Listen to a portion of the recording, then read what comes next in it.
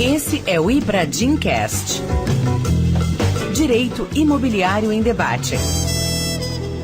Olá, sejam bem-vindos ao IBRADIMcast, o podcast do IBRADIM. Eu sou Ricardo Campelo e hoje estou aqui muito bem acompanhado para, pela primeira vez, a gente fazer uma gravação presencial do nosso podcast.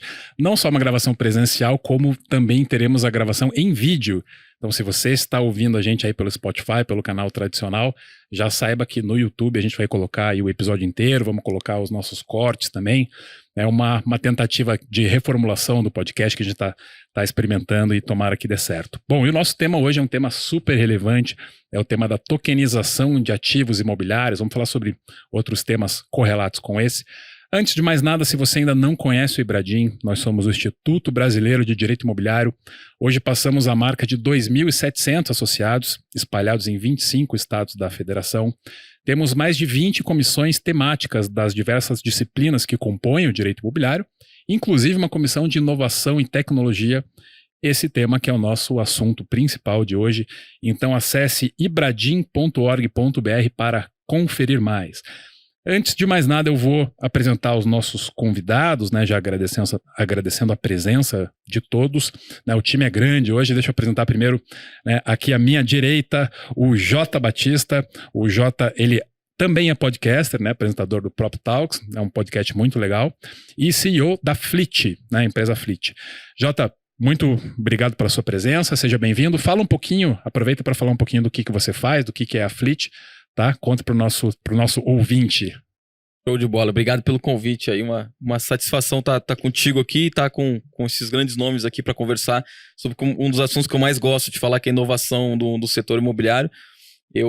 Como você falou, eu também tenho um podcast, né, que a gente fala só sobre inovação no setor imobiliário. A gente brinca que são conversas até filosóficas sobre o futuro do mercado imobiliário como um todo, usando todas as tecnologias. E a Fleet é uma plataforma para corretores de imóveis. E a Fleet, ela é justamente uma tangibilização que eu achei que fosse muito necessário no mercado de tudo que está acontecendo em inovação, como a gente poderia fazer para incluir o corretor de imóveis, o cara da ponta.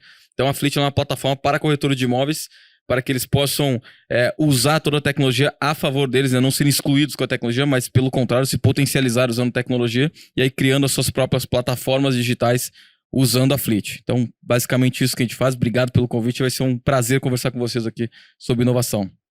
Valeu, Jota. Também aqui comigo, à minha frente, Rafael Felcar, que é fundador e CEO na Tokinvest. Hoje falou em tokenização, o nome do Rafael já vai aparecer por aí. A Tokinvest, né, tá bem avançada nesse tipo de operação. Então, muito bem-vindo, Rafael. Conta um pouquinho para a gente quem é você e o que a Tokinvest tem feito. Boa tarde, Ricardo. Boa tarde, Jota. Boa tarde, Evandro. Sempre um prazer imenso aqui estar contribuindo com o Instituto. Belíssimo trabalho que é feito e ao lado aí de expoentes aí da tokenização imobiliária que nos agrega valor todo dia, né? Eu sou Rafael Felcar, sou CEO e fundador da Tokinvest, onde a gente tokeniza terrenos permutados com grandes incorporadores para atingir dois objetivos muito nobres na sociedade. O primeiro é reduzir o déficit habitacional, fomentando o mercado de incorporação, e o segundo é promover a distribuição de riqueza através da magia que a tecnologia nos proporciona hoje no setor imobiliário. Obrigado pelo convite, Ricardo. Vai ser muito legal o nosso bate-papo hoje. Valeu, obrigado, Rafa. E para fechar o nosso time, para completar, Evandro Rodrigues, que é CEO da Bravo Empreendimentos e co-CEO da Insignia. Evandro, seja bem-vindo. Conta pra gente também um pouquinho do que você faz. Valeu, gente. Prazerzaço estar aqui hoje. Mais feliz ainda de ser o primeiro aqui gravado, o vídeo gravado, né? E nesse cenário maravilhoso que a gente está aqui, o pessoal que estiver assistindo com certeza vai gostar bastante. E, cara, a gente, embora a gente tenha essa empresa de blockchain de tecnologia, né? Nós somos incorporadores que consideram um mercado bem tradicional e bem regulamentado, né? Toda a sua base é muito bem estruturada. E a gente vem nesse caminho tentando buscar soluções tecnológicas e inovadoras para disrupir o mercado, conseguir de fato fazer diferença na vida das pessoas. Então, enquanto incorporador, a gente está fazendo imóveis diferenciados.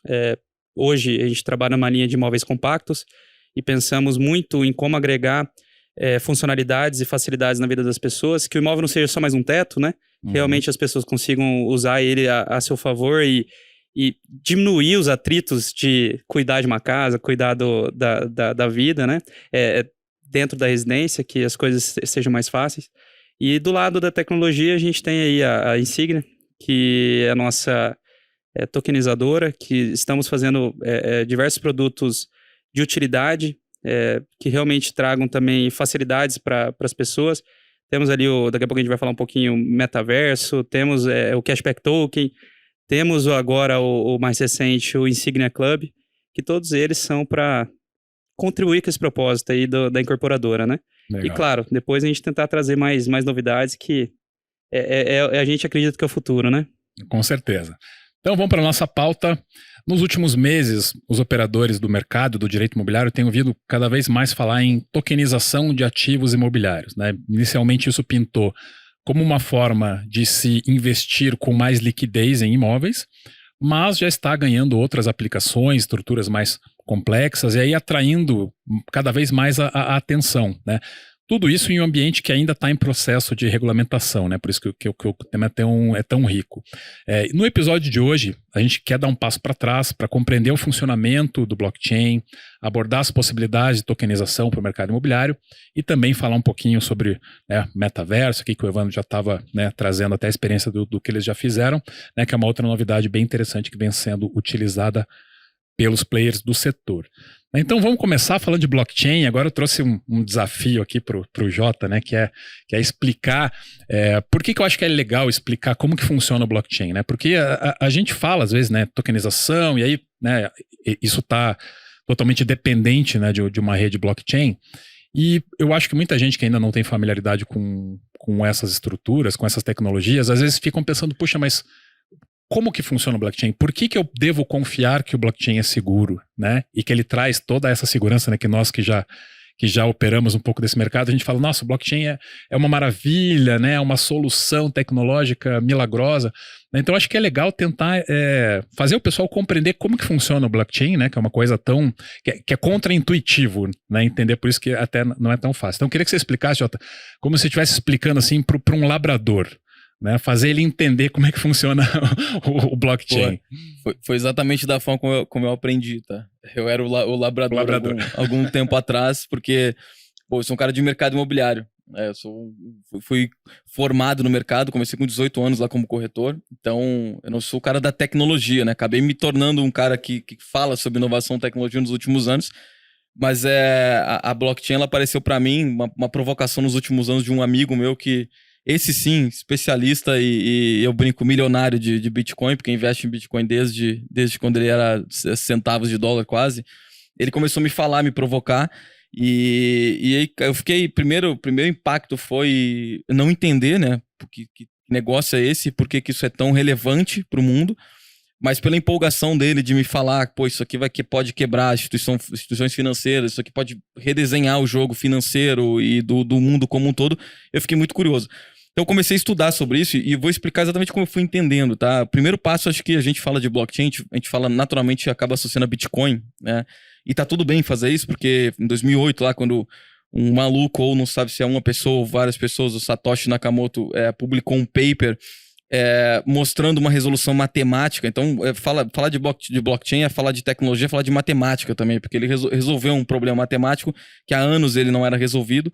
Aí tem algumas histórias que falam que a blockchain ela foi criada muito antes disso, antes mesmo do Satoshi, do Bitcoin. Até um caso legal, o pessoal pesquisar em casa sobre...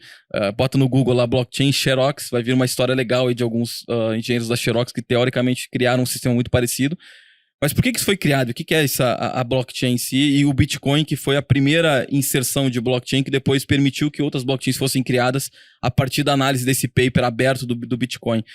A blockchain, teoricamente, ela resolveu o que os entusiastas de tecnologia dizem que é o maior problema da humanidade, que é o problema de confiança. Então, né, a gente pode debater sobre qual é o maior problema, mas esse pode ser que seja a raiz de vários problemas que a gente tem hoje, que é a confiança entre uma pessoa e outra, uma instituição e outra.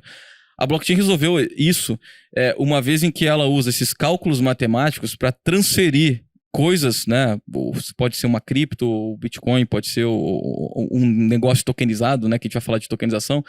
transferir isso e aferir uma segurança que isso saiu do ponto A e foi para o ponto B. Porque imagina o caso seguinte, tá? A gente aqui, nós 4, a gente define que a gente vai criar uma moeda agora entre a gente e ela é representada por um PDF, por exemplo. Cada PDF custa $1, por exemplo. E a gente cria a nossa economia aqui, uma economia nossa, economia dos amigos aqui. E cada vez que a gente faz alguma coisa em conjunto, a gente paga com esse PDF. Então, pô, custou $1 aí, eu pago com o meu PDF e tal. E chega uma hora que a pouco o Evandro não tem mais. Ele fala, Jota, me empresta aí um PDF seu aí pra eu pagar alguma coisa e depois eu te devolvo. E eu pego e mando por e-mail pra ele lá o PDF. Ó, tá aqui, te emprestei. O que garante que esse PDF que saiu da minha máquina e foi enviado pra ele, eu realmente apaguei ele? Porque pra nossa economia dar certo, eu tenho que ter apagado ele, porque eu tenho que ter transferido ele pra um lado e ele tem que ter sido apagado da minha máquina. Ele tem que estar só na outra ponta e não só na outra duas. ponta. Vocês vão ter que confiar em mim. Aí que entra o negócio da confiança. O que a blockchain faz? A blockchain, né, a cadeia de blocos, né, o blockchain, ele é uma tecnologia, um cálculo matemático que permite com que de forma descentralizada, a gente vai entrar no assunto descentralização também, de forma descentralizada, várias máquinas estejam conectadas por essa rede, a rede do blockchain, e essas máquinas, computadores no mundo inteiro, eles estão rodando lá esse cálculo matemático para aferir essas negociações e esses cálculos permitem que a cada cadeia de blocos uma transação seja feita. A cada 10 minutos, inclusive, tem uma cadeia de blocos, a transação seja feita e esse cálculo matemático retira da origem o que foi enviado e envia pro recebedor lá, né? Para quem está recebendo isso. E ele apaga, ele retira, ele garante isso. Como garante? Aí, claro, tem todo o estudo do que é esse cálculo matemático da blockchain, né? Mas por que isso é tão seguro, né? Fala assim, não, pô, beleza, tu garantiu que saiu, mas por que ele é tão seguro que eu não posso hackeá-lo? Porque a gente fala que a blockchain ela não pode ser hackeada. Porque imagina o seguinte, se a gente tem o nosso servidor aqui, vamos voltar à nossa economia local, que o nosso servidor aqui, e onde está armazenado nossos PDFs aqui, e ele sofre um ataque. Ele está centralizado conosco aqui. Se ele sofrer um ataque, a gente perdeu nossa economia, né? Nosso dinheiro. A blockchain, a rede blockchain, da forma como ela foi montada, e a forma como ela se descentralizou e se expandiu nas redes nos computadores que estão conectados a ela faz o seguinte, cada computador que se conecta à rede, ele agora ele tem todo o código dentro dele, todas as transações dentro dele também. Então, para eu atacar essa rede, eu tenho que atacar todos os computadores. Eu não posso, não existe um computador que é a mãe onde tem todos esses negócios. Todos eles estão conectados. Então, lá no início, né, o cálculo matemático permitiu resolver esse trem de tirar a coisa de um lugar e botar para o outro, permitiu que fizesse uma rede descentralizada que aplicasse a confiabilidade e permite também que, por ela ser descentralizada e ser conectada, eu não posso atacá-la, a não se atacar todas elas ao mesmo tempo. Porque enquanto restar um computador no mundo que rode o sistema blockchain, a blockchain está viva e ela está segura ainda. Tem um cálculo, inclusive, para encerrar essa questão de segurança dela, que diz que para eu conseguir hackear o sistema do Bitcoin, tá? Eu precisaria de energia suficiente para dar uma volta ao Sol. Para eu conseguir hackear, acho que são mais de uma volta, inclusive. Mas para eu conseguir hackear o Bitcoin, eu preciso de energia, de computadores resolvendo cálculos matemáticos suficientes para eu dar uma ou mais voltas ao Sol. Então é quase impossível, é praticamente impossível, não existe esse computador ainda, é impossível disso acontecer. Mas tem várias fraudes que a gente tem visto, sim, mas as fraudes que acontecem usando cripto ou blockchain, elas são com pessoas. Pessoas sendo hackeadas, não sistema. Não se hackeia o sistema blockchain. Agora, se hackeia uma falha humana dentro de a conta da pessoa lá. A conta da pessoa, ou daqui a pouco um protocolo, teve um smart contract que não foi muito bem desenhado e desenvolvido, mas quando tu tem a rede, principalmente do Bitcoin, e por que fala assim, o Bitcoin é uma reserva de valor, é um negócio que ele vai se pendurar por anos e anos, é porque ele é muito bem feito, ele é como se fosse o imóvel perfeito. Quem né, fala de blockchain, fala também em relação ao mercado, sempre diz, o Bitcoin é como se fosse um imóvel perfeito. Você construi um imóvel na localização perfeita, com o material perfeito, da planta perfeita, é um cálculo matemático perfeito, né? E por isso que tem toda a segurança, e por isso quando a gente olha quando a gente sai do financeiro e olha para aplicabilidade, a gente vê, e se eu trocar o código do Bitcoin e botar um código, uma latitude e longitude. Eu tenho uma localização. Então quer dizer que eu posso transferir uma coisa que está no local para outro usando essa rede. E aí que a gente começou a pensar em que mais a gente poderia usar dentro dessa blockchain. Espero que o labrador tenha entendido. eu quero aproveitar essa explicação mais técnica que você trouxe. Quando eu finalmente aprendi o que era o blockchain e o Bitcoin, foi através de um exemplo, e que é um exemplo bem esquisito, que é uma analogia como se fosse da vida real, que eu acho que justamente por ser tão esquisito que acaba sendo mais fácil de visualizar. Então, o exemplo era assim, imagina que nós moramos numa república de estudantes, que tem lá 50 pessoas, tá? E aí nós temos uma escala para ver quem vai lavar a louça. Né? Então hoje é o meu dia de lavar a louça, só que quando eu lavei a louça, talvez tivessem só vocês 3 lá, não tem todos os outros. E aí, como que eu vou atestar que eu lavei a louça, né? Então daí nesse cenário, nessa situação, cada um morador dessa república tem um selinho, como se fosse um selinho com uma cor, né? Cada um tem a sua cor. Então, no momento que eu lavei a louça, eu chamo um número X, né, de pessoas, né, que estão lá, e falo assim, ó, me presta o teu selinho aqui para comprovar que eu lavei a louça. E aí esse selinho é colocado, aí o selinho, digamos assim, 5 dos moradores colocaram numa ordem específica. E aí eu tenho, né, um número X de pessoas certificando através, né, de um item seu ali, né, emprestando um item seu para certificar. E os computadores no blockchain acabam fazendo o papel desses outros moradores que estão com selinho. Esses computadores que estão conectados na blockchain, eles estão lá justamente para ir colocando o selinho para os outros. Eles são usados para efetuar essas operações matemáticas e com isso atestar aquelas informações que estão colocadas lá, né? É por aí, Perfeito. né, Jota? Então, esse é o melhor exemplo, fácil de entender. Né? E quando a gente fala a mineração, agora já não é mais uma pessoa atrás de um computador qualquer fazendo isso, né? Já virou As fazendas, né? Cálculo matemático tão... porque ele é tão inteligente a ponto de que conforme vai se minerando mais bitcoins, por exemplo, né? Que é o melhor exemplo de como surgiu isso, ele vai ficando mais difícil de fazer esse cálculo, né? Porque é um número limitado de bitcoins. Então, quando a gente fala mineração, agora hoje em dia já são grandes estruturas, inclusive no Ártico, no gelo, para suportar tanto calor, né? De máquina para fazer isso. Mas seu exemplo é perfeito, ficou... Não é meu, tá? Eu li em algum lugar que eu não lembro para dar o crédito. Mas vamos lá, vamos prosseguir. Então a gente já sabe um pouquinho do que é o blockchain. Acho que para falar rapidamente, né, sobre o Bitcoin, né? O Bitcoin, ele era a remuneração da pessoa que está emprestando o computador dela para fazer essas operações matemáticas. Aí daí que vem esse conceito da mineração. Então a pessoa emprestou o computador, então você ganha um troquinho aqui que no começo era, né, quase nada e hoje, né, virou muita coisa. Acho que já deu para ter uma ideia do que é o blockchain, Bitcoin.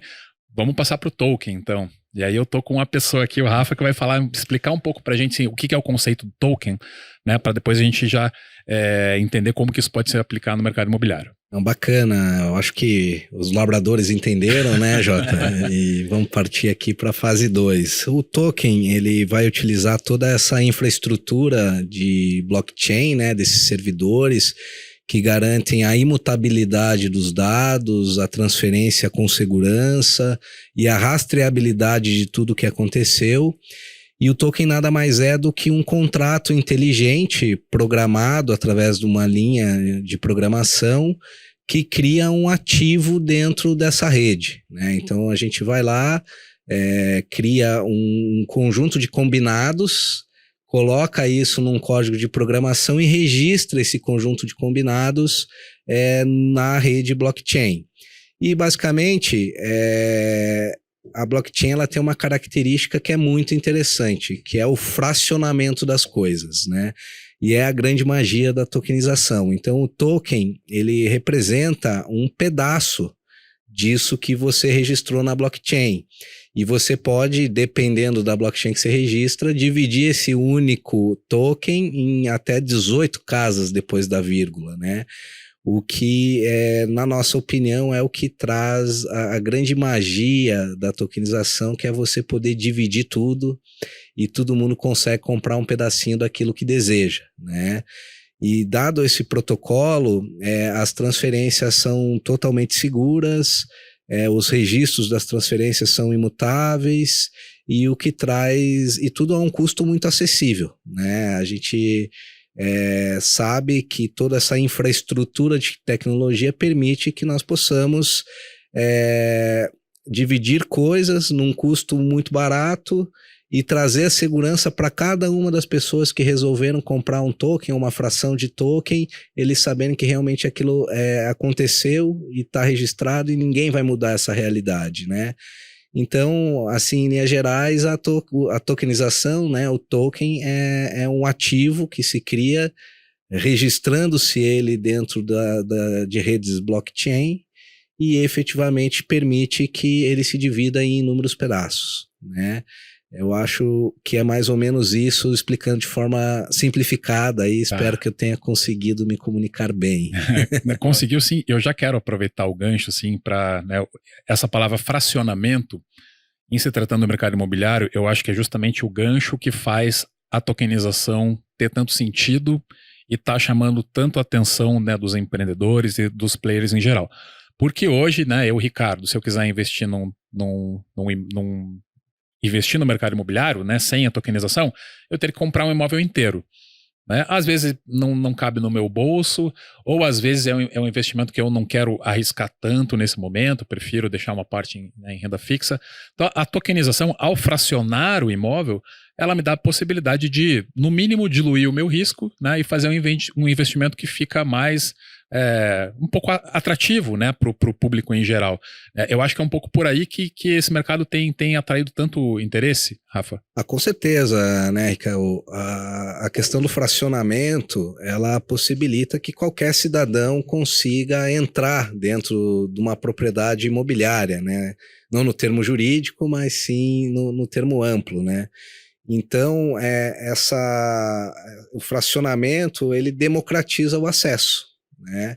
Então, quando a gente tem um investimento imobiliário, que aqui no Brasil, né, ele é restrito a um patamar mínimo de 100 mil, 150 mil, para você comprar um apartamento, alguma coisa nesse sentido, e você aplica o fracionamento de uma forma eficiente, né, você permite que as pessoas possam contribuir na dosagem que é adequada para o planejamento financeiro dela, tá?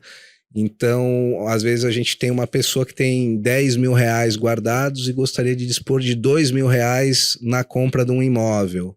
É possível sem a tokenização? Mas é pouco provável que você encontre alguém disposto a fazer isso para você e com várias burocracias.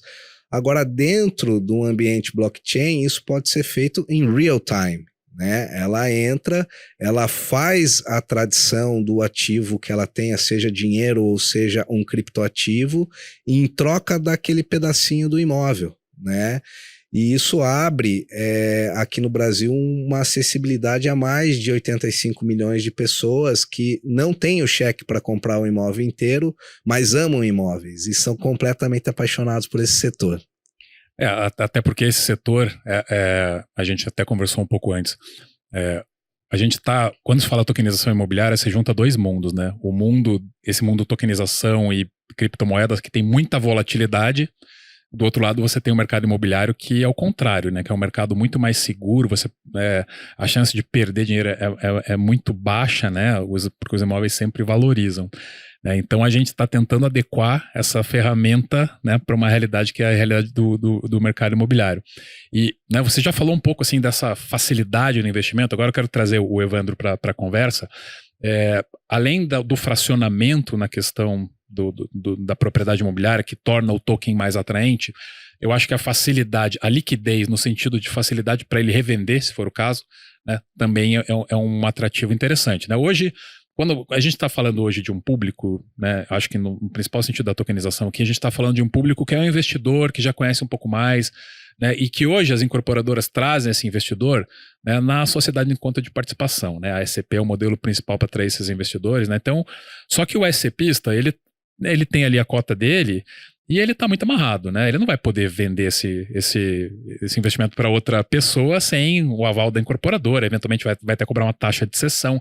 Quando ele investe no imóvel inteiro, então, né, fez a promessa de compra e venda, ela quitou para fazer a cessão para uma nova pessoa, a incorporadora vai cobrar uma taxa, até porque ela tem um custo jurídico, um custo administrativo para fazer isso, né? O token não, né? O token ele tem uma fluidez, ele pode colocar no mercado, né, sem muitas amarras. Então eu queria que o Evandro trouxesse um pouco até dessa experiência que já tem das pessoas que estão investindo, para entender essa facilidade, né? Enfim, um pouco mais do teu depoimento, Evandro, sobre como que está acontecendo nesse mercado e como está sendo a aceitação pelos investidores. Legal. Até assim, é um fato curioso pensar no fracionamento do imóvel de fato, né? É uma coisa que às vezes até é difícil de tangibilizar, né? De falar assim, beleza, tem essa sala aqui, vamos dividir em 4, né? Cada um você vai ficar com um quarto, o Ricardo vai ficar com um quarto e o Jota vai ficar com um quarto, e eu com um quarto, ok. Nisso tudo, a gente começa a bater cabeça como que vai ser gerido, como é que vai ser a governança disso de fato, né? Então, tem algumas coisas que são curiosas, que estão sendo desenhadas em real time, né? Pelas tokenizadoras e incorporadoras em conjunto. Então, tentando trazer um pouco do contexto que a gente está fazendo, o que o Rafa estava explicando sobre tokenização e tudo mais, que tudo isso foi possível com a criação dos smart contracts, né? Que foi depois do Bitcoin, que veio lá pela Ethereum e tudo mais, e agora tem outras redes também estão fomentando esse tipo de tecnologia. É literalmente a criação de um algoritmo, né? Um algoritmo que faz com que determinada ação gere uma reação, né? Então eu gosto de fazer um paralelo assim, né? Pela primeira vez na internet, a gente tem uma vending machine em qualquer lugar, né? Então vai ter lá um smart contract que você vai colocar lá R$10, vai apertar um botão e vai sair uma Coca-Cola, né? A gente tem que fazer esse paralelo com o imóvel. Por que vai facilitar a vida das pessoas? Porque literalmente o smart contract promete ser essa vending machine para as pessoas, né? Então você vai chegar lá num mercado regulado de tokens, vai falar assim, eu quero vender meus tokens aqui. Você vai apertar um botão, colocar os tokens à venda, se tiver liquidez ou alguém querendo comprar, vai sair o dinheiro para você, a transação está feita. Muitas vezes você nem vai saber o comprador, né? E muitas vezes o comprador não vai saber quem é o vendedor. É óbvio que isso a gente está olhando um cenário bem futuro, né? Fazendo um exercício de futuro aqui, mas é o que todo mundo almeja, né? E quando a gente traz para o cenário atual de como isso está acontecendo, é claro que ainda tem N desafios regulatórios, tem N cuidados que a gente tem que tomar ao falar disso, mas de fato a gente tem uma boa visão de substituir as SCPs ou porventura os contratos de investimento coletivos que têm uma capilaridade às vezes insuficiente para gerar de fato um mercado atrativo para o comprador e para o incorporador, né? Que gera essa facilitação de, ao mesmo tempo que tem uma vending machine, né? Que é possível colocar lá o dinheiro e sair um Bitcoin, vai ser possível colocar um token e sair dinheiro, ou o inverso, né? E isso, isso tudo está em construção nesse momento, mas é o que encanta, né? É o que traz aí a percepção de valor desse mercado. Então, hoje, a relação das pessoas ainda é um pouco limitada, porque tem muitos entrantes ainda no mercado. É uma coisa que eu gosto de falar que, embora já esteja bem expressivo, tem muita gente já atuando dentro desse... Principalmente quando a gente fala de criptoativo, moeda também é criptativo, né? Token é criptativo, tá todo mundo no mesmo universo. Só a diferença é que o token, na verdade, ele acaba virando uma moeda, né? O móvel, no caso, quando ele é tokenizado, ele acaba virando uma moeda, né? Mas quando a gente olha nesse contexto amplo, né, ter essa possibilidade de, no futuro, conseguir comprar e vender com essa facilidade é o que move até as startups, todas as iniciativas que a gente está criando. Então, embora hoje a gente ainda tenha um contexto reduzido, os investidores que compram, eles ainda estão limitados à rede de quem está comprando ali, muitas vezes local ainda, né, da própria incorporadora ou da própria tokenizadora. Num passo aí de pouco tempo, a gente acredita que isso vai conseguir criar capilaridade, que a gente vai conseguir criar um ecossistema que seja possível comprar e vender com a facilidade de comprar uma Coca-Cola numa vending machine. Legal. Deixa eu voltar aqui com o Jota. Acho que a gente já conseguiu compreender um pouco dos conceitos, né? Levar isso para o nosso ouvinte também. Queria que a gente começasse agora a falar de cases, né? E tentar ilustrar um pouco uma operação de tokenização ou outra aplicação do blockchain para o mercado imobiliário. E aí, partindo também dos exemplos mais básicos, assim, Jota, consegue ajudar a gente a compreender como que eu posso fazer uma operação no mercado imobiliário com tokenização e isso se tornar algo atrativo para o mercado? Vamos lá, eu acho que, pegando um pouco do gancho até do que foi falado, a gente tokenizar os imóveis e fracionar, né, e permitir com que as pessoas possam comprar de forma mais fácil o imóvel, pagando menos até ali por uma fração do imóvel, isso tem dois efeitos. Tanto tu dá acesso a quem quer comprar um imóvel, mas não tem condições, né, de comprar um imóvel inteiro. Eu gosto muito de falar assim, que tu dá acesso também a quem não quer comprar um imóvel. Tem uma molecada aí de nova geração, né, que não quer comprar imóvel, e não é nem por assim, não quero ter imóvel, né, porque no fim todo mundo, acho que chega um certo momento que entende que precisa ter patrimônio e ter o bem. Mas é muito pela usabilidade. Eu gosto muito de falar a nossa UX experience, né, hoje do mercado imobiliário, ela é ruim, né, tu vai comprar um imóvel, não é um negócio divertido, não é um negócio legal. Burocrático. Pesado, burocrático, processual, né? Tem 1, 2, 3, 4, 5 etapas. Eu saio mesmo que eu comece digital, eu saio depois, vou pro físico. Então, isso distancia uma molecada que tá acostumada a fazer tudo pelo celular, né? Que, pô, vai lá e compra uma... Eu tô falando de molecada muito nova, assim, de, 10 anos, que tá acostumada agora a comprar skin de jogo em, né, roupinha de joguinho lá, e que começa a entender sobre economia num jogo até, né? Sobre como é que funciona a vida dentro porque tá jogando o joguinho. Essa molecada vai chegar lá com 20 anos e não vai... Eu acho que é impensável deles comprar um imóvel da maneira como a gente compra hoje. Então, quando tu cria essa facilidade de entrar no mercado imobiliário, tu não tá só dando um acesso a quem quer ter um imóvel hoje, né? Quem já tem esse desejo, mas não tem condições. Mas tu dá acesso a quem nem pensa em ter um imóvel e que talvez olha, pô, faz sentido eu ter um token aqui do imóvel. Imagina o seguinte, rapaziada que perdeu dinheiro pra caramba agora em cripto, se há 6 meses atrás a gente falasse pra ele assim, cara, compra um token imobiliário aqui que ele não vai cair de jeito nenhum e ele ainda vai crescer um pouquinho ainda o teu patrimônio. Tu não botaria... Eu fiz essa pergunta pra uns amigos que têm bastante dinheiro exposto em cripto, todos eles me responderam que sim. Se eles pudessem comprar um imóvel da mesma forma que eles tinham comprado Bitcoin, né, um pedacinho de um imóvel ali, eles comprariam certo para blindar a carteira, porque hoje eles deixaram stablecoin, mas nem stablecoin mais tá sendo tão garantido, né? Tiveram alguns problemas agora. Então, acho que fazer isso dá um acesso a todo mundo. Expõe o mercado imobiliário a um outro patamar e aumenta já o maior mercado do mundo, né? A gente pode aumentar ainda mais a participação desse mercado. Mas falando de case, então... Eu tô vendo algumas coisas acontecendo, ainda muito pontuais, né? Porque a gente tá no início, né, de um movimento de coisas que vão acontecer talvez nos próximos anos. Acho que a gente é muito privilegiado de estar nesse momento agora. Porque a gente tá num momento que eu acho que nunca aconteceu na história, de tu saber o que pode acontecer e tu tá bem antes disso acontecer e poder fazer parte. Acho que a tokenização blockchain é isso. Então o que eu tenho visto, assim, são basicamente 3 lados dentro das aplicabilidades, né? O primeiro é transferência. Quando a gente fala de NFT e token, a gente pode transferir uma coisa, como a gente bem falou, pode transferir uma coisa para uma pessoa para outra, né? Então a gente poderia aplicar essa mesma tecnologia para transferir imóveis. A gente poderia substituir uma matrícula de imóvel por um NFT. São o mesmo conceito, né? O NFT é uma coisa não fungível, né? Inquebrável também. Então eu vejo iniciativas tentando fazer isso num primeiro momento, criando uma propriedade digital em cima de uma propriedade real. Então eu ainda tenho a propriedade real no registro de imóveis, com todas as características que nós estamos acostumados, mas eu tenho uma réplica dela digital. Tem case já acontecendo isso, onde nessa digital eu posso fazer transferências livremente, sem precisar usar o cartório, o registro. Então, diminuindo completamente as minhas taxas de transferência, eu passo 10% para um, 20% para outro.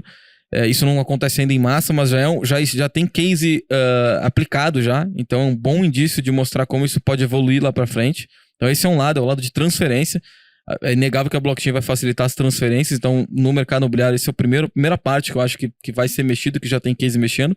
O segundo lado é o lado de investimento, né? O lado de como eu uso a tokenização, como o Rafa bem falou, para dar acesso a pessoas que querem investir, mas ao mesmo tempo para eu dar acesso também a quem quer construir um empreendimento imobiliário e vai ter que ir num banco, vai ter que fazer uma SPE, uma SCP, vai ter que pegar um investidor institucional maior e não tem daqui a pouco isso, quer criar um projetinho menor. Então a tokenização em todas as etapas da jornada de um empreendimento imobiliário, ela pode ser aplicada, desde a compra de um terreno até fazer o empreendimento, a produção lá, se isso for mais massificado, e até depois na venda de uma fração, daqui a pouco, de imóvel que foi feito para renda, eu posso tokenizar ele e distribuir essa renda em quem tem token. Isso também já tem case. Então, dentro do incorporador já tem várias formas de usar a tokenização. E a terceira etapa, né? A primeira transferência, a segunda investimento, e a terceira quando a gente fala meio que numa ideia meio de clube, assim, né? De acesso. De usar a tokenização, né? O token para dar acesso às pessoas a alguns benefícios de um empreendimento, de um conjunto de empreendimentos, de um ecossistema. Daqui a pouco quem compra um token do empreendimento da Bravo, como o Evandro vai explicar também pra gente, que vai poder fazer parte de um clube em que eu vou ter acesso a outras coisas lá dentro, que antes eu só compraria friamente um imóvel e beleza, comprei imóvel, consultora, obrigado. Se eu investir contigo de novo, eu falo contigo.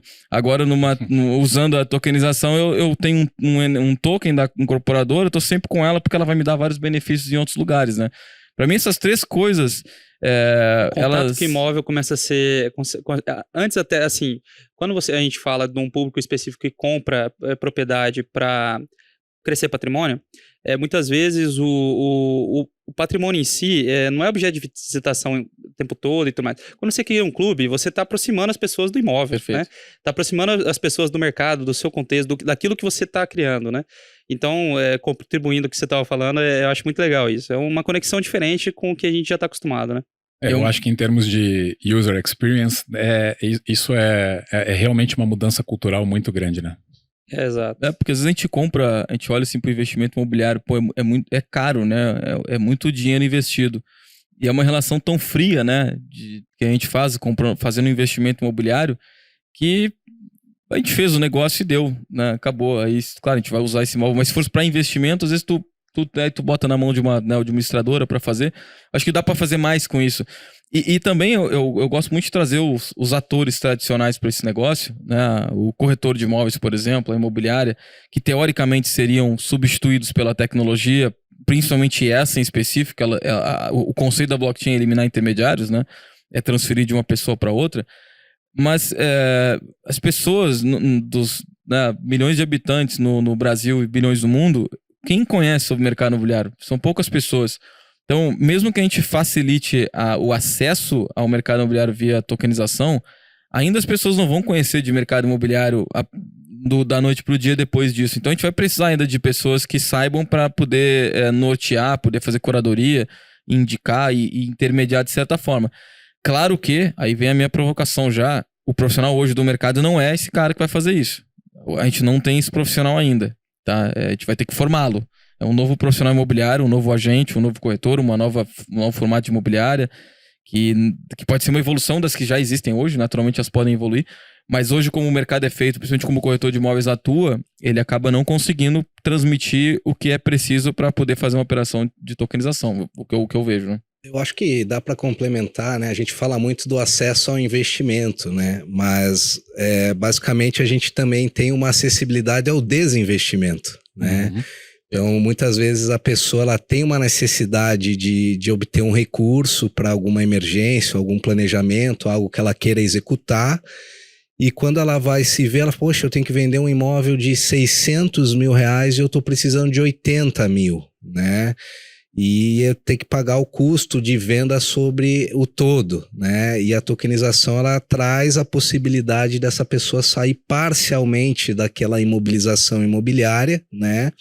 E obter esse recurso. E outro aspecto, né? Entrando nesse gancho aí que o Jota bem trouxe, de que as pessoas são essenciais para esse processo de digitalização das coisas, você tem a figura, né, do emissor ou de uma pessoa que vai ter um dever fiduciário de administração daquele bem vinculado ao ativo digital, né? Porque o imóvel, a gente pode digitalizar tudo na nossa vida, mas o imóvel ele precisa ser cuidado fisicamente, a parede tem que ser pintada, a cerca tem que ser posta, muitas vezes os custos inerentes a essa propriedade não são totalmente automatizados e podem ser pagos por forma digital.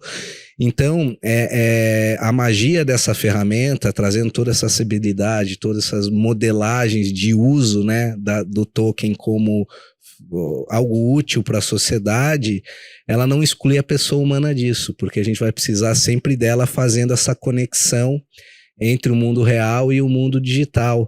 E ainda por cima, com a variedade de oportunidades que vai ter no mercado, a figura do assessor especializado vai ser essencial nesse papel, né, nesse desenvolvimento, né? É sempre aquela discussão, né, que tem quando a tecnologia vai acabar com empregos, né, né, tirar o papel do ser humano. Eu acho que pelo contrário, né, existe uma mudança nos papéis que serão exercidos pelo homem. E aí, né, como o Jota falou, quem consegue se antecipar, quem consegue entrar nesse mercado, entender para onde que o mercado está indo, falar assim, eu vou ser essa pessoa, né, é quem vai conseguir se posicionar melhor. Eu queria, ainda na linha dos cases, né, o Rafa tem da Token Invest um case que eu acho muito interessante para essa compreensão, para compreender não só como que o investidor, né, pode entrar numa operação como essa e lucrar, mas também como que o empreendedor pode atrair investimento naquela fase, né, que a gente fala que é a fase mais difícil para o empreendedor, que é a fase da compra do terreno. Né? Então você tem o case do Permutoken, que eu acho, né, fantástico para trazer essa compreensão. Eu queria que você falasse um pouco, né, sobre esse funcionamento, já explicando qual que é a diferença entre o Permutoken, por exemplo, né, que essa operação que vocês estruturaram, de uma estruturação normal de crowdfunding, né, que eu também estou atraindo, né, uma base grande de investidores, né? Dá um panorama para a gente, por favor, Rafa, sobre isso. Bacana, Rica. Na TOC a gente acabou criando o Permutoken, ou o metro quadrado by Token, onde a gente compra um terreno, né? Existe um terreno alvo do incorporador, onde ele deseja fazer o desenvolvimento imobiliário. Nós somos um veículo que vai adquirir esse terreno, fracionando ele em inúmeros pedaços. Cada token que nós emitimos equivale a 1 metro quadrado desse terreno. Tá? E ao mesmo passo, nós já estabelecemos um contrato de permuta imobiliária com o incorporador, aonde ele se compromete a desenvolver um determinado empreendimento nele. E em troca, como comumente eu acho que a permuta é um dos negócios mais antigos do mundo, né? Ele recebe o produto final da incorporação, uma parcela daquele empreendimento, ele dá para a pessoa que cedeu o terreno em pagamento do terreno. E nessa fase da incorporação, a gente consegue obter um ganho de capital muito expressivo, né? E é justamente esse o nosso produto, a gente permitir que pessoas comuns, como eu e você, comprem 2 metros quadrados de um terreno e obtenham um ganho de capital expressivo, né? De no mínimo 60% em 3 anos, de uma maneira simples, em tempo real, segura, e que efetivamente fomenta o incorporador, né? A gente tem vários desafios financeiros para colocar o empreendimento de pé, e o primeiro deles é a aquisição do terreno. E esse veículo ele vem para tornar mais acessível isso, porque ele agrega muito valor para a pessoa física, porque para ela entrar numa oportunidade dessa antes da tecnologia, ela precisaria ser uma pessoa muito rica, um grande poupador, né? E efetivamente com a tecnologia isso é uma realidade para qualquer cidadão. E basicamente entrando aqui na parte de distinção, né, quando a gente fala de crowdfunding, ou até mesmo fazendo um paralelo com o FI, né, o crowdfunding ele tem as suas limitações regulatórias, né, e a blockchain é um ambiente mais livre, onde você é livre para negociar, uma precificação no mercado secundário que funciona de forma automatizada, né? O crowdfunding hoje, até então não pode, né, fazer o mercado secundário, agora em 1º de julho ele começa a ter um soft opening para isso, né, bem limitadinho, mas já é uma luz no fim do túnel, né? Mas eu acho que a principal distinção, né, porque quando a gente fala em tokenização a gente sempre vai lembrar, poxa, e o fundo imobiliário, né? Será que ele não faz esse papel? Eu acho que a grande diferença entre um e o outro é a discricionariedade na decisão do que você compra. Fundo não é produto, é serviço, né? Você paga para pessoas extremamente capacitadas escolherem o ativo que aquele conjunto de dinheiro vai comprar e escolher quando ele é vendido e assim sucessivamente, né? Na tokenização não há essa discricionariedade, né? Então, se a gente pegar lá um case nosso, poxa, 1 metro quadrado de um terreno lá que foi lançado na plataforma Token. Eu estou escolhendo comprar um terreno naquela cidade, naquela localização, para aquele empreendimento que vai ser desenvolvido. Então, isso inclusive empodera, né, a população a tomar a decisão que mais faz sentido sob o ponto de vista do momento de vida, das crenças e das premissas que ela analisa no mercado imobiliário. Talvez com a ajuda do assessor especializado, espero que em breve, né, isso seja uma realidade. Então, a distinção ela sempre vai ficar nesse liame que é muito fino, né, do que é um produto financeiro e o que é um produto imobiliário, né? Então, eu acho que em linhas gerais é essa a diferença, né? Sem falar na acessibilidade global, né? O crowdfunding, para você receber um investidor estrangeiro, você vai ter que passar com um processo bastante penoso, talvez até verificar com o regulador se você pode, né, vender um produto financeiro para um investidor estrangeiro, quando na blockchain é um mundo descentralizado, onde essa transação ela pode ser feita de maneira simples e rápida, né, facilitando o acesso cross-boarding, né, trazendo inclusive capital estrangeiro para o país. Assim, o Brasil é um país que tem uma curva de real estate dos próximos 30 anos fantástica, e assim como outros países emergentes, né? Então, essa acessibilidade eu acho que é algo fora da curva para o mercado incorporador.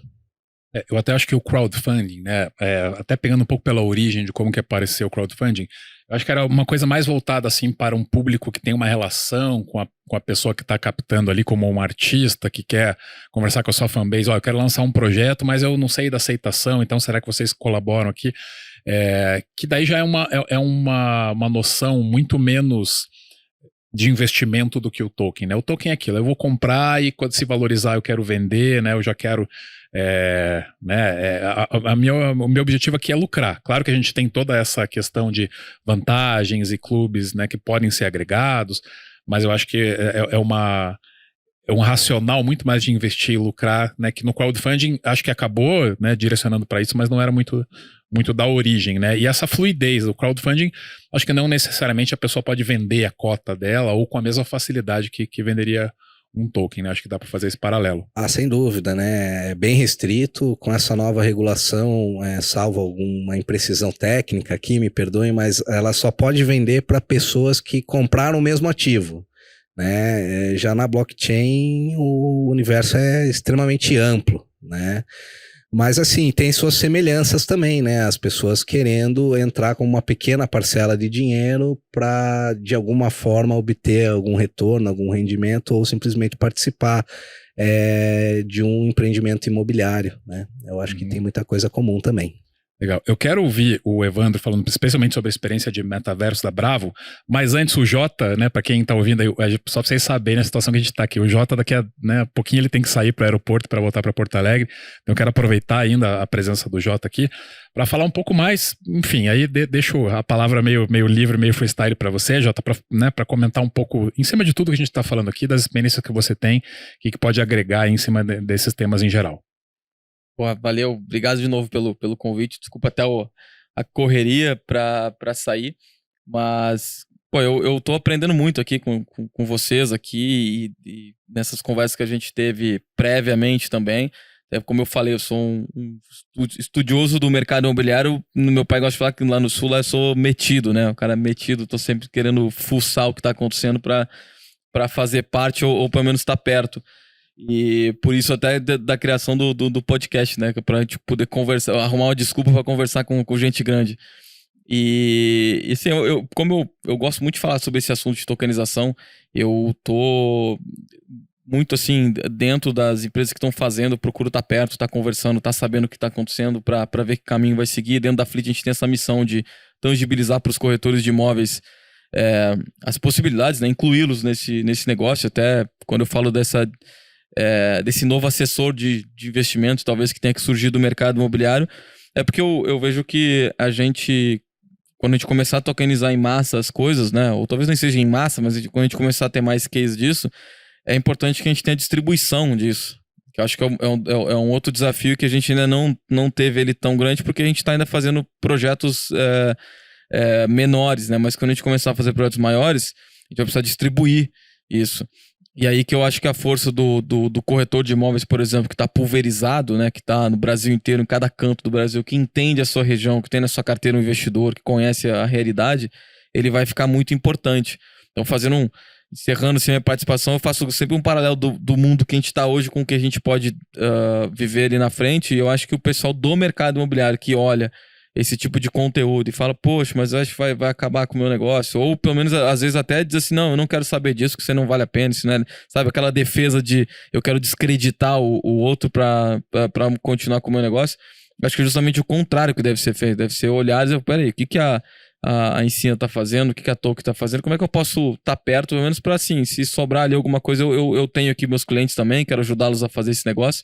Então eu gosto de pensar dessa forma e como eu falei aqui também, eu acho que a gente é muito privilegiado de estar nesse momento, nesse ambiente agora, porque a gente está com uma folha em branco, começando a fazer os primeiros rabiscos dela, a tecnologia está aí, ela já se provou que ela funciona, agora é a gente conseguir aplicá-la ao nosso dia a dia, que é uma questão de tempo também, assim como foi quando foi criados os primeiros servidores lá para botar a internet no ar.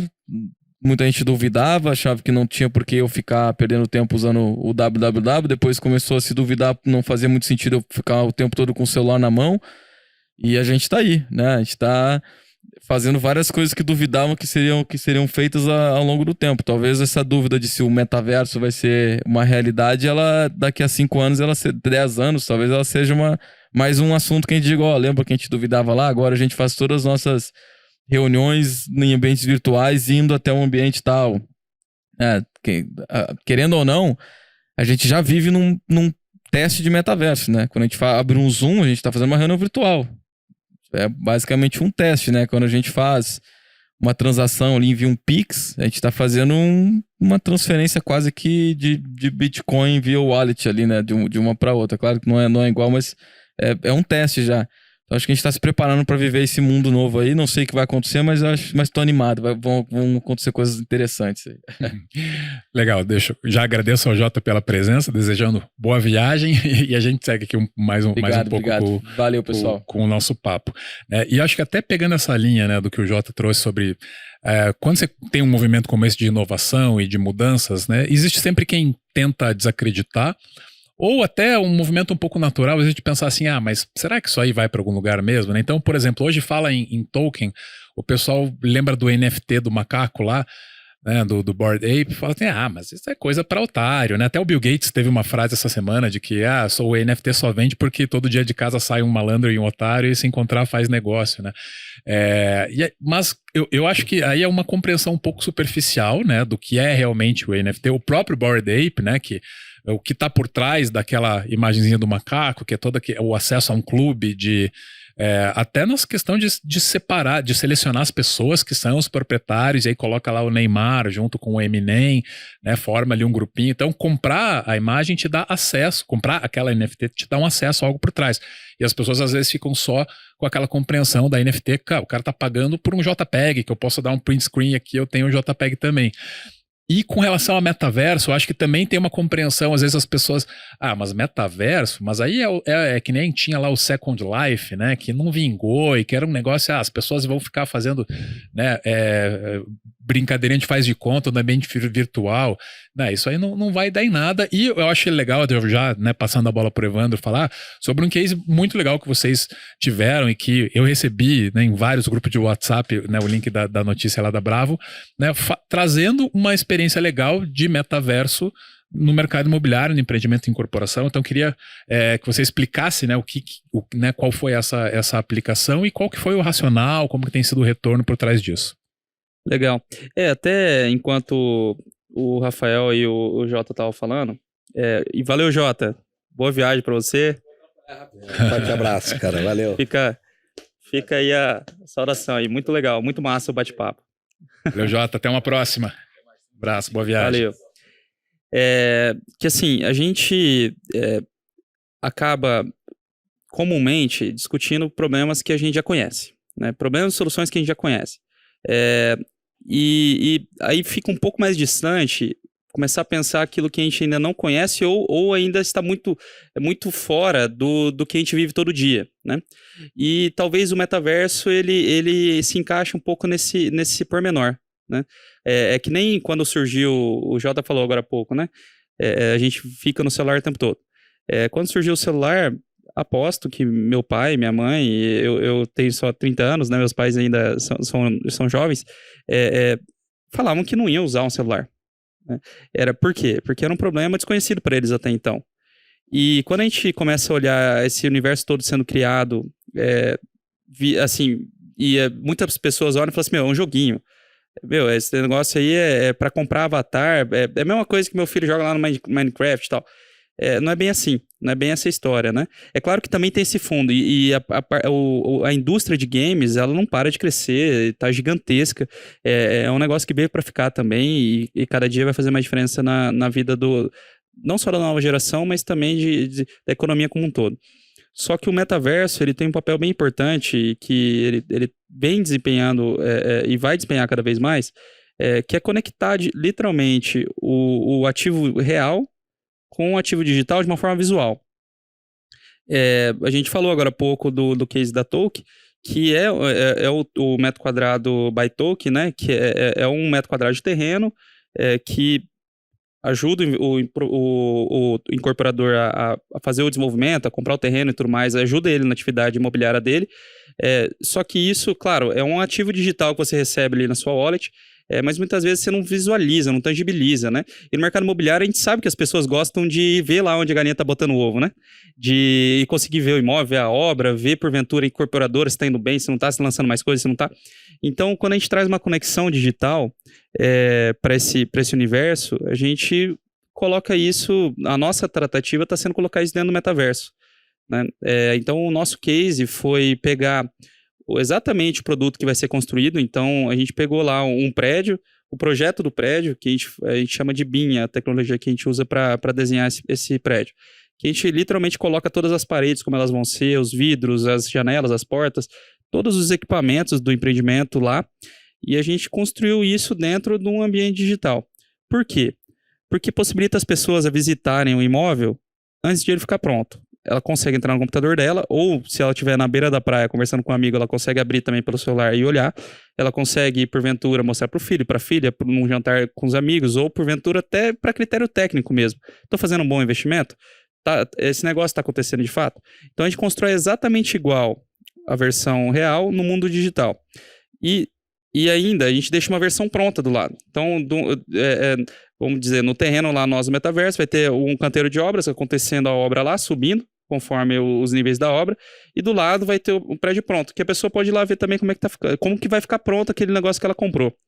Então, é uma facilitação da visita de obra, né? É uma facilitação da pessoa, porventura, ela não está em condições físicas, né? Às vezes ela não está no mesmo local, não está na cidade, não consegue visitar pessoalmente, ou ainda a gente sabe que canteiro de obra é um ambiente agressivo, né? Não é preparado para receber visita o tempo todo, e tem inclusive incorporador que não deixa visitar, né? A gente sabe de alguns cases aí que o pessoal deixa só em algumas etapas da obra, bem específicas e tudo mais. Então, você entrando no mundo digital, você consegue ter acompanhamento, você consegue saber o que está acontecendo dia a dia no seu investimento, né? É o real time, né? É a possibilidade. Eu acho que é muito importante isso que o Evan tá falando, cara, porque principalmente no nosso produto, né? Porque a gente tem ali toda a questão do desenvolvimento imobiliário, né? Daí você tem uma pessoa lá do Acre que comprou 1 metro quadrado de um terreno em Curitiba, e ela vai conseguir, dentro do metaverso, olhar, poxa, ó, já tem uma laje, 2 lajes, e fazer um acompanhamento real time. E além de tudo, né, do ponto de vista comercial, né, essa questão de você ter o empreendimento pronto dentro do ambiente digital, você traz uma experiência muito semelhante a um apartamento decorado. Uma grande diferença é que você vai poder ver cada detalhe do empreendimento, né, não somente aquela parte interna. O metaverso é uma aposta do mercado, né? Eu acho que ninguém tem a capacidade de compreender como e quando e de que forma isso vai ser explorado, mas alguns palpites já dá para dar, né? Eu acho que estão no caminho certo. E até assim, a conexão que a gente está tentando fazer, puxando esse gancho, é literalmente aproximar as pessoas. Aproximar as pessoas, e não pessoa com pessoa, mas a pessoa do ativo, pessoa do relacionamento dela com a residência, com o comércio, com o que ela está comprando. A gente diminuir realmente o abismo que tem, né? entre o contrato de compra e venda e a obra pronta, que geralmente demora aí 36, 42 meses, quando é muito rápido é 24 meses, né? Diminuir esse abismo, trazer conexões para as pessoas conseguirem, de fato, construir aquilo em conjunto, né? E óbvio que daí vira um ambiente também de networking, de contato, de porventura até utility, né? De utilidades que podem ser conectadas lá dentro. A gente parte um pouco do princípio que o mercado imobiliário vai usar muito securities tokens, né, a transferência da propriedade, ou porventura a transferência de direitos e tudo mais que fazem o papel de security, mas a parte de utilidade também é muito importante. A gente está engatinhando em termos ainda de serviços que podem ser utilizados numa moradia. E a gente está falando do mais amplo universo existente, desde como a gente falou há pouco, né? Não aconteceu do Uber criar um novo canal de emprego para as pessoas? Talvez quando tiver a gestão, a governança de vários imóveis que são tokenizados, não vai precisar de uma zeladora, não vai precisar de um jardineiro, ou vários, né? Um hub que crie, conecte essas pessoas ao serviço, e ao mesmo tempo não vai precisar de energia sendo gerada, energia limpa, água, esgoto, enfim. A gente consegue conectar várias coisas pela Web3 que não são tão óbvias, né? E eu acho que isso que é o encantador dessa história toda. A gente começa a enxergar pormenores econômicos que conseguem aí sim trazer uma visão de economia muito maior do que a gente hoje vive, muito local, né? O mercado imobiliário acaba sendo muito local. Você mora em Curitiba, você sabe o que tem em Curitiba. Você mora em Maringá, sabe o que tem em Maringá. Agora a gente está começando a explorar um universo que pode abranger o conhecimento e ecossistema não mais local, né? Um negócio mais dissipado e descentralizado. A gente falou um pouco aqui sobre segurança, né? No sentido da segurança digital, de que o blockchain não é hackeável e tudo mais. Mas eu acho que tem uma questão legal para falar também sobre segurança nesse tipo de investimento, que é a segurança da própria lisura da operação como um todo. E aí eu queria falar com o Rafa sobre como que a Token Invest atua no sentido de verificar, né, e de selecionar os players, né, selecionar a incorporadora e estruturar essa operação da forma que consiga transmitir para o usuário essa segurança. E aí esse usuário que está indo comprar um token, ele já está tendo um tipo de segurança que ele eventualmente só procurando no mercado, indo comprar um imóvel, né, sem muito direcionamento, ele não teria. Queria ouvir um pouco de você, Rafa. Com certeza, Rica. Eu acho que esse é um ponto muito importante e que é o principal ponto de atenção que nós temos na nossa companhia, né? A nossa companhia também atua em mercado de capitais e dessa indústria a gente traz um aprendizado muito interessante no quesito diligência, né? Então, quando a gente recebe, né, um terreno para que a gente avalie a possibilidade de tokenizá-lo, se inicia um trabalho de curadoria, né? Primeiro ponto, esse terreno está todo regular, está tudo certinho, que seria a diligência jurídica, né? Segundo ponto, a diligência de urbanismo. Poxa, é realmente possível fazer o que o incorporador deseja conforme as leis vigentes em urbanismo? É um ponto de atenção muito importante, né? O terceiro ponto é basicamente a viabilidade econômico-financeira daquele empreendimento. Então a gente faz toda a modelagem com custo, pesquisa de preço final disso, e a gente precisa ver que aquilo realmente para de pé, né? E o quarto ponto é alinhar com incorporadores sérios, né? Pessoas que saibam o que estão fazendo, que entreguem o resultado prático daquilo que prometem, né? Sob o ponto de vista de origem desse token, existe toda essa curadoria, né? Mas eu acho que o principal ponto quando a gente fala de tokenização no Brasil, como a gente ainda não tem um serviço registral que capta e dá essa agilidade, a gente prescinde, né, de um terceiro para que as coisas se conectem, né? E dentro disso a Token Invest entrega uma estrutura extremamente cautelosa. onde o lastro é auditado por auditores independentes da CVM trimestralmente, onde ele atesta a existência do terreno, a existência do token holder, né? Quem é dono daquele metro quadrado e afins. A gente tem a figura do servicer de monitoramento de obra, né? Então você tem uma empresa especializada que vai no canteiro de obra e fala, pessoal, subiu uma laje e atesta que realmente aquilo está funcionando, e a gente sempre consolida reports, né, informacionais aos nossos clientes sobre toda essa evolução. Então, são elementos, né, que não basta a gente tokenizar qualquer coisa, né? A gente precisa realmente passar pelo serviço, né, que a gente chama de estruturação do token, que é o quê? Fazer com que ele faça sentido econômico, sentido de segurança jurídica e efetivamente garantir que no tempo, né, isso realmente ocorra. Então, eu acho que o principal desafio da tokenização imobiliária são as margens, né? Porque se a gente tokeniza, por exemplo, essa sala, né? Essa sala vai viver muito mais que a gente, certamente.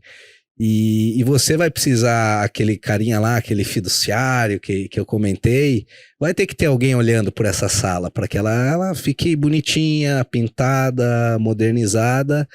E o principal desafio é entender da onde vai vir a receita para remunerar essa pessoa, esse prestador de serviço, que vai mudar várias vezes no tempo, quando a gente faz a tokenização do imóvel perpétua, né? E basicamente, se não houver essa fonte de receita clara, talvez não funcione. Porque o ser humano, para conectar o ativo real ao ativo digital, ele é essencial. Pessoal, agora eu tô entendendo por que o Flow e esses podcasts, né, os maiores aí, eles gravam 4, 5 horas, porque a gente tá chegando aqui ao nosso, né, limite, o Rafael também tem que pegar avião, e eu sinto que a gente teria mais horas para conversar por aqui, né? Então, com muito pesar aqui, eu vou fazer o nosso encerramento, né? Acho que foi um bate-papo muito inicial, né? Poderia ficar realmente horas aqui explorando muito mais esses temas, mas eu achei muito legal, gostei muito da experiência. Queria agradecer muito a tua presença aqui, Rafa. Né, espero que tenha sido enriquecedor também trocar essa ideia e que a gente possa, né, em alguma outra oportunidade, fazer um bate-papo ainda mais, né, detalhado, explorando especificidades dessas operações, que com certeza assunto não falta. Com certeza, Rica. Eu que agradeço. É sempre uma honra aqui estar debatendo com os colegas um tema que a gente ama, né? E agradecer você na sua pessoa e também a Ibradim, né, que faz um trabalho fantástico aqui fomentando debates relevantes dentro da área imobiliária. E podcast é um vício, né? É muito gostoso estar aqui batendo papo com colegas e poder compartilhar esse papo aí com o mundo, né? Com certeza. Evandro, também muito obrigado. Acho que trazer, né, não só o conhecimento que você tem, mas essas experiências práticas aqui, eu tenho certeza que é muito enriquecedor para quem está ouvindo. Então, também agradeço a presença e espero que a gente possa, né, fazer uma segunda edição, aí, uma terceira, né, e ir aprimorando e aprofundando cada vez mais. Claro, e assim, essas experiências sempre são muito enriquecedoras, né? Tanto para nós quanto para a comunidade como um todo. Eu tenho certeza que esse podcast vai permear por muitos ambientes, desde o corretor, que é o público-alvo do Jota, até os incorporadores, advogados, o pessoal todo que é público da Ibradim, né? E isso são coisas que a gente tem que fomentar cada vez mais. Então, tomara que a gente consiga fazer muitos outros, talvez lá em São Paulo, ou lá em Maringá, que a gente também consiga aí, não se limitar ao espaço, porque assunto tem bastante, né? E, mais uma vez, obrigado, tanto pela recepção aí, pelo espaço, quanto pela dinâmica, pelo conteúdo aí, que com certeza foi muito bem conduzido por você. Imagina, eu que agradeço. Então é isso aí, pessoal. Esse foi o nosso episódio de hoje. Contamos com a sua audição aí para uma próxima oportunidade também. Um abraço a todos e é isso aí. Até a próxima. Um abraço. Valeu.